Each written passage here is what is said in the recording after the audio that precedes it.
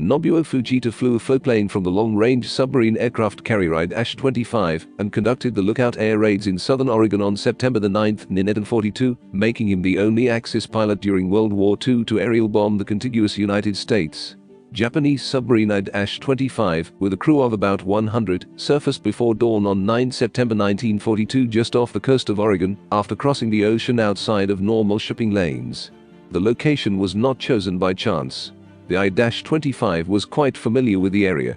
In December 1941, it had attacked 2 oil tankers at the nearby mouth of the Columbia River, protected by Fort Stevens. Not spotting the sub, the fort's guns remained silent, perhaps out of fear of giving away their location to no purpose.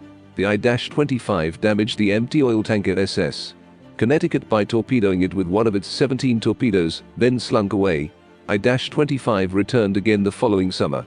On the night of June 21, 1942, the I-25, under the command of Commander Tagami, opened fire on Fort Stevens with its 5.5 deck gun, after maneuvering around minefields it knew about from the previous attack. The next attack happened 3 months later.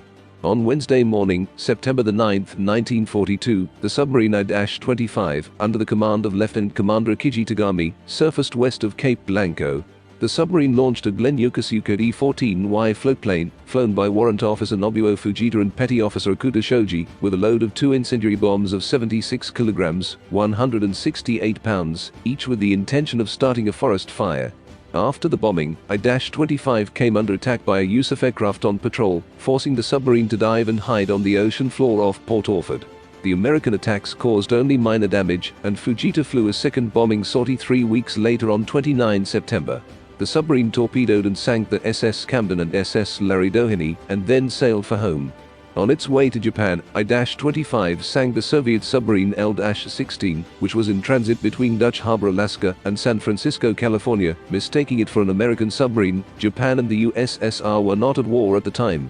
Fujita continued as an Imperial Japanese Navy pilot, mainly in reconnaissance duties, until 1944, when he was transferred to the training of kamikaze pilots.